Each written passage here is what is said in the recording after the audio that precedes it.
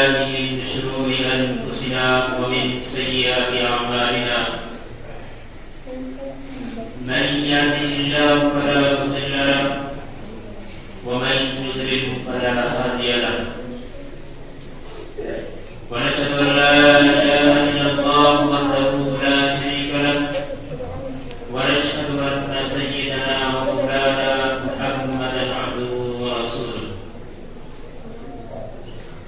صلى الله عليه وعلى آله وأصحابه وبارك وسلم تسليما كثيرا كثيرا. أما بعد فأعوذ بالله السميع العليم من الشيطان الرجيم. بسم الله الرحمن الرحيم. إن الذين يحادون الله ورسوله أولئك من الأذلين. كتب الله لأغلبن أنا ورسلي إن الله لقوي عزيز. قال النبي صلى الله عليه وسلم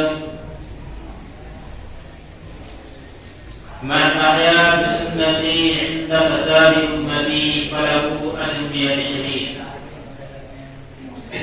وقال النبي صلى الله عليه وسلم الكيس من دان نفسه وعمل لما بعد الموت، أو كما قال عليه الصلاة والسلام. قرآن کریم کی 2 آیت اور نبی کریم صلی اللہ علیہ وسلم کی 2 حدیث پڑھی ہیں. سب سے پہلے اللہ تبارک و تعالیٰ سے دعا ہے کہ اللہ تبارک و تعالیٰ صحیح طرح سے بات کہنے کی، سننے کی، سمجھنے کی، اور پھر ہم سب کو اس پر عمل کی توفیق نصیب فرمائے.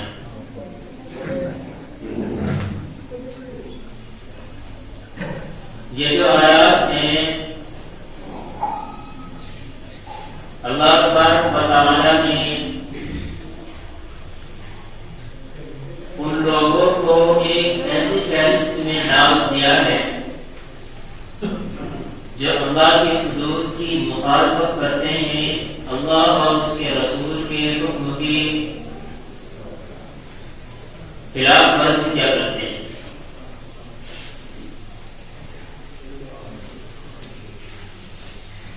عام طور پر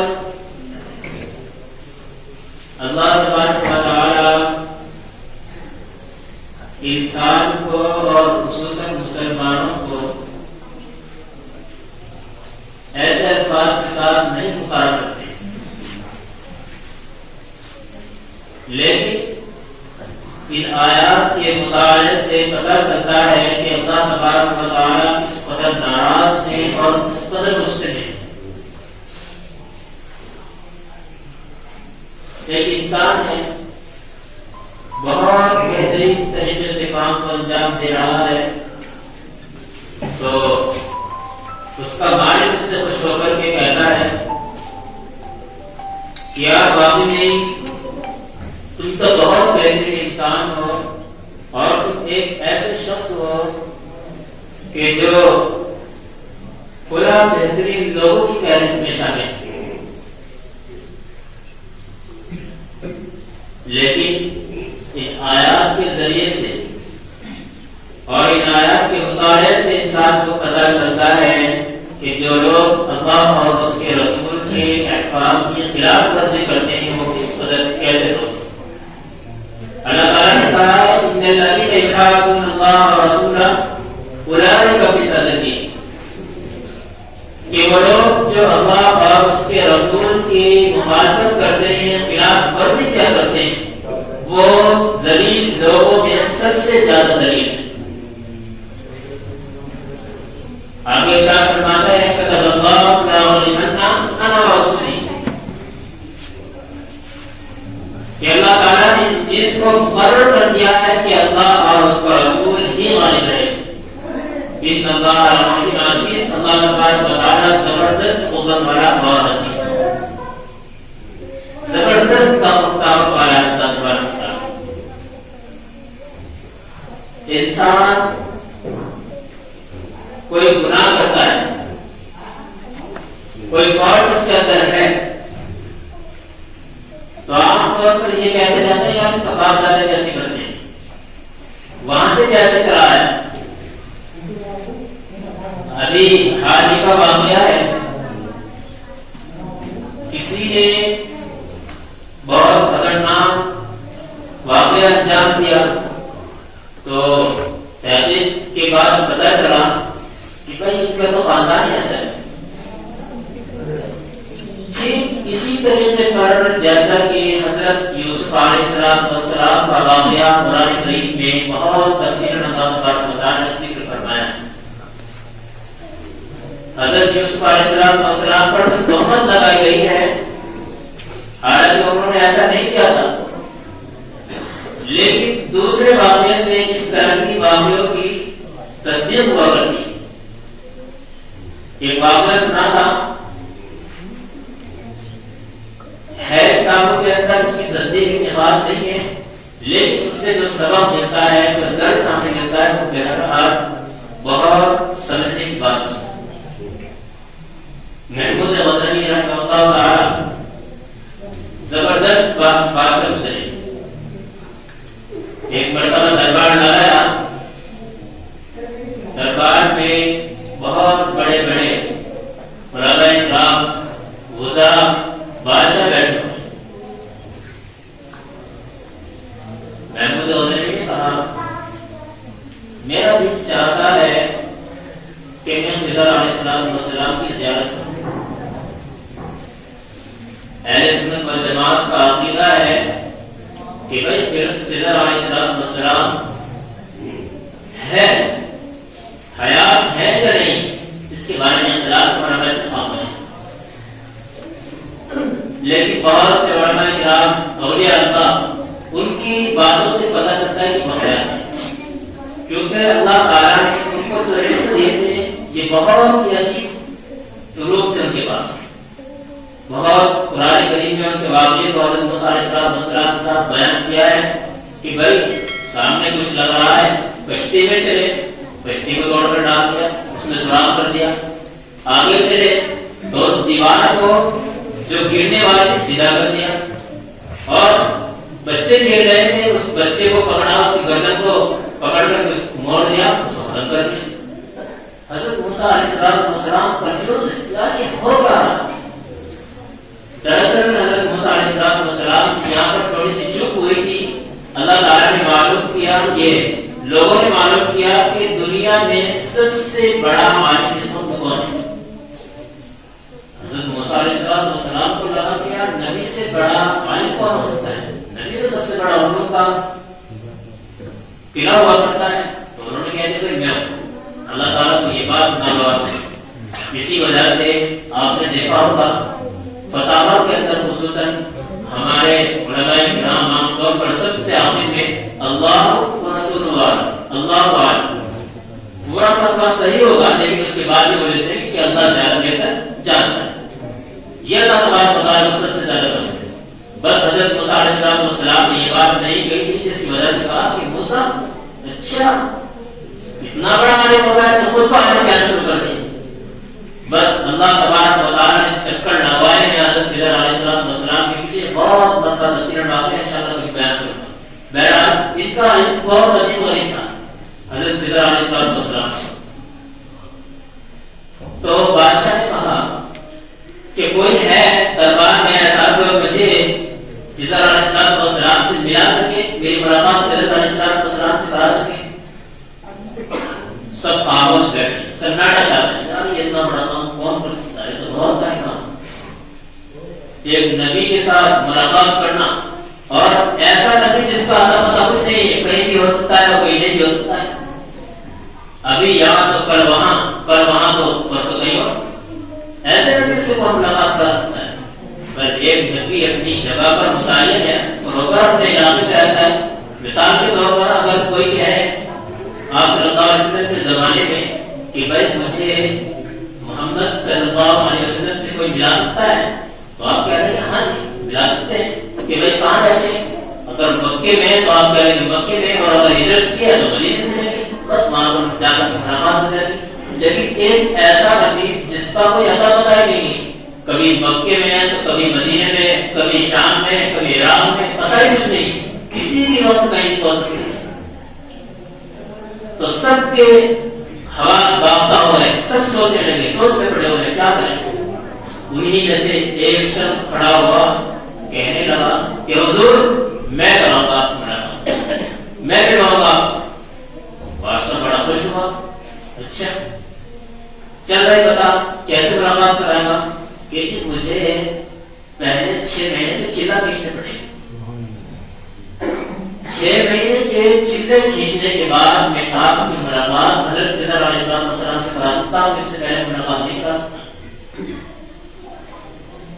کہ پھر کیا کرنا پڑے گا آپ کے لیے؟ تو کہا بادشاہ کو کہ بس کوئی زیادہ بڑی چیز نہیں ہے، میں غریب آدمی ہوں، جنگلوں سے لکڑیاں کاٹ کر کے لاتا ہوں، ان کو بیچتا ہوں، کچھ روٹی روزی کا میرے لیے ذریعہ بن جایا کرتا ہے، تو بس آپ اتنا کیجئے کہ میرے گھر والوں کا اور میرا کھانا باندھ دیجیے 6 مہینے۔ بادشاہ ہے اور خواہش ایک بہت بڑی چیز کی کرنا ہے، انہوں نے کہا ٹھیک ہے میں تیار۔ اب حضرت تو اپنے گھر میں ہے، 6 مہینے تک پوری خوراک بھی مل رہی ہے، صبح کا کھانا، ناشتہ، دوپہر کا کھانا، شام کا کھانا، سب کچھ ملا ہے، 6 مہینے تک کھایا اور بس اپنا کام چل رہا ہے۔ 6 مہینے پورے ہوتے ہی بادشاہ نے کہا، تمام لوگوں کو حاضر کیا کہ بھائی لاؤ اٹھا کے کہاں ہے وہ شخص جس نے مجھے کہا تھا کہ 6 مہینے کے بعد آپ کی ملاقات کرا دوں، 6 مہینے کی طرف سے کرنے پڑے، 6 مہینے چیزیں کھینچنے پڑے۔ تو آئے، بلایا کہ بھائی کیا ہوا، آپ نے وعدہ کیا تھا کہ حضور معافی چاہوں گا، مجھ سے چلا کھینچنے میں، عمل کرنے میں تھوڑی سی مسٹیک ہو گئی ہے جو مجھے دوبارہ کرنا پڑا ہے۔ بادشاہ نے کہا اچھا اتنی بڑی خواہش ہے تو انسان سوچتا ہے یار چلو سامان بہتر مل جائے، کسٹمر ہو جائے نا، سامان اچھا مل جائے، پیسے چاہے 10 روپے فالتو چلے جائیں لیکن مل جائے، یہ ہوا کرتا ہے ضرورت کے موقع۔ تو ٹھیک ہے کوئی بات نہیں، انہوں نے کہا کہ ٹھیک ہے پھر تیار، 6 مہینے کی خوراک کے مان۔ اب جناب جب 6 مہینے پورے کرنے کے بعد دربار میں بلائے گئے تو پھر حضرت نے کیا کہا، فوراً جواب دیا کہ میں تو آپ سے جھوٹ بولا، بھلا میں کیسے کرا سکتا ہوں، اور ٹیچر آدمی، میرے پاس کھانے کو روٹی نہیں ہے، پہننے کو کپڑا نہیں ہے اور غریب گھر سے میں ہوں، تو میں کیسے اس طرح ملاقات کرا سکتا ہوں، میں تو آپ سے جھوٹ بولا۔ اب بس بادشاہ کو غصہ آیا، اور عام طور پر بادشاہ اپنے وزراء کو جو پاس بٹھائے رکھتے ہیں، دماغ ان کا چلواتے ہیں، زبان اپنے نکالتے ہیں۔ تو وزراء کو بلایا کہ بھائی یہ شخص اس نے وعدہ کیا تھا، آپ کو معلوم ہے کہ ہاں، تو کیا کرنا چاہیے اس کے ساتھ، اس کے ساتھ کیا کام کیا جائے، جس نے ہمارے ساتھ دھوکہ دھڑی کی ہے، فراڈ کیا ہے جس نے ہمارے ساتھ، کیا کرنا چاہیے؟ تو ان میں سے ایک کھڑا ہوا کہنے لگا کہ حضور ایک کام کیجئے گا، آپ اس کو قتل کر دیں، اس نے بادشاہ نوکری کے ساتھ دھوکہ کیا ہے، فراڈ کیا ہے، اس کو قتل کر دیں۔ مجمع میں سے ایک آدمی بیٹھا ہے، وہ کہنے لگا جی حضور بالکل صحیح کہا ہے آدمی نے، آپ اس بات پر ڈٹ گئے کہ اس کو قتل کر دیں، کوئی بات نہیں۔ انہوں نے کہہ دیا ہے بیٹھ گئے۔ دوسرے سے پوچھا، دوسرے وزیر سے، جی آپ اس شخص کے بارے میں کیا کہتے ہیں جس نے بادشاہ وقت کو دھوکہ دیا ہے، ایک ساتھ کا کھانا کھایا ہے اس کے پاس اور جس کام کا وعدہ کیا تھا وہ بھی پورا نہیں کیا؟ انہوں نے کہا کہ حضور ایسا کیجئے، آپ اس کو قتل کر کے، اس کے ٹکڑے کر کے آپ تو کے سامنے ڈال دیجیے۔ پھر وہ شخص کونے میں بیٹھا ہوا کہنے لگا ہاں بالکل ٹھیک کہا ہے اس نے، آپ ایسے ہی کریں جیسے ہی کہنا ہے، اس کے ٹکڑے کر کے کتوں کے سامنے ڈال دیجیے۔ اس کو سمجھنا باقی ہے تھوڑا۔ پھر تیسرے وزیر جو وزیر خاص ہیں ایاز، آپ نے سنا ہوگا ان کے بارے میں ایک مشہور شعر ہے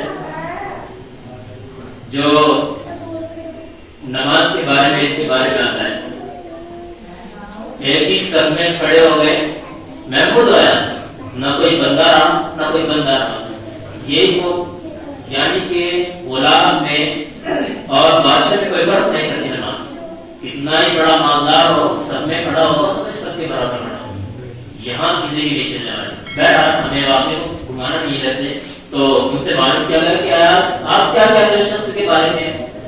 کہنے لگے کہ جی میں تو یہ بات کہتا ہوں کہ ایک غریب آدمی نے بادشاہ کے خزانے سے 1 سال تک اپنے گھر کو چلایا ہے، کہ جس سے بادشاہ کے خزانے کو کوئی فرق نہیں پڑا، اور اگر اس نے جھوٹ بولا ہے تو آپ کی شان میں کوئی حکم ہی نہیں آئی، اگر اس نے جھوٹ بولا ہے تو یہ حکم دے گا، اور آپ کے خزانے میں کوئی کمی آئی نہیں تو آپ اس کو معاف کر دیں۔ بس وہ تیسرے شخص کھڑے ہو جو کونے میں بیٹھے ہوئے تھے وہ کہنے لگے کہ حضور بالکل صحیح کہا ہے، اس کو معاف کر دیں۔ اب یہ بادشاہ کنفیوز ہے یار، ہو کیا رہا ہے؟ پہلا آدمی کھڑا ہوا، اس آدمی نے کہا کہ حضور اس نے بالکل صحیح کہا ہے، آپ اس کو قتل کر دیں، اس کی گردن اڑا دیں۔ دوسرے آدمی نے یہ کہا کہ اس کو کتے کے سامنے ڈال دیں، تو اس نے جب بھی کہہ دیا بالکل صحیح کہا ویسے ہی کریں۔ تیسرے آدمی نے یہ کہا کہ اس کو معاف کر دیں، تو اس نے پھر کہہ دیا آپ معاف کر دیں، اس کو نام اڑا دیں۔ اور ادھر آؤ، کیا بات ہے؟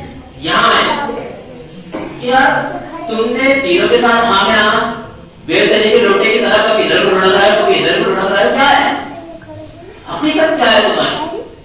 بس اب اس نے جو پول کھولنی شروع کی ہے، اس نے کہا کہ بادشاہ سلامت ایک بات سنیں، پہلا وزیر جس سے آپ نے معلوم کیا تھا وہ ایک قصائی کا بیٹا ہے، قصائی پورے دن گردن ہی کاٹا کرتا ہے، کبھی دمبے کی کاٹ رہا ہے، کبھی گائے کی کاٹ رہا ہے، کبھی بھینس کی کاٹ رہا ہے، کبھی بکرے کی کاٹ رہا ہے، تو اس نے تو اپنے باپ کی فطرت کے مطابق کام کیا کہ اس کی گردن اڑا دی۔ غلطی آپ کی ہے، آپ نے ایسے شخص کو وزیر بنایا۔ بات سچ ہے تو اچھا دوسرے آدمی کے بارے میں آپ نے ایسے کیوں کہا کہ آپ کو معلوم ہے یہ دوسرا شخص کون تھا؟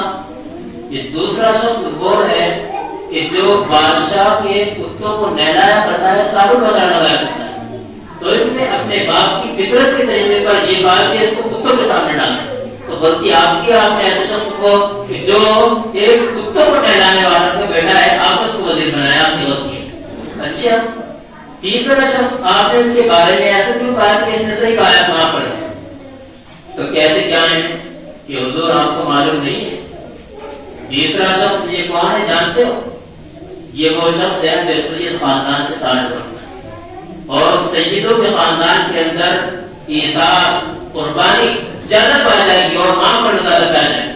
بس فوراً بادشاہ اٹھا اور کہنے لگے کہ آج تک تو نے مجھے بتایا نہیں ہے کہ میں سید خاندان سے ہوں، ورنہ میں تیرا مرتبہ اور ان سے ان لوگوں سے اوپر رکھتا۔ کہنے لگے کہ حضور معافی چاہتا ہوں، آج اس بوڑھے شخص نے میری پول کھولی ہے، ذرا آپ بھی تو سن لیں یہ بوڑھا شخص ہے کون؟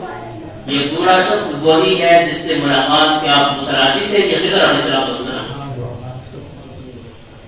تو اس واقعے کے اندر جو یہ 3 مثالیں ملی ہیں، کہیں ہم گناہ کرنے کی وجہ سے ایسا تو نہیں ہے کہ ہمارے خاندان میں فالٹ آیا کچھ، کہیں ہم ناش کر رہے ہیں، کہیں گانے گا رہے ہیں، کئی مرتبہ کہا جاتا ہے یار یہ خاندانی لوگ ہیں۔ خاندانی لوگ کا کیا مطلب ہے کہ بھائی یہ اللہ اور اس کے رسول کے حکموں کو بہت اچھے طریقے پر عمل کر کے دکھاتے، ان کو لے کر کے چلتے۔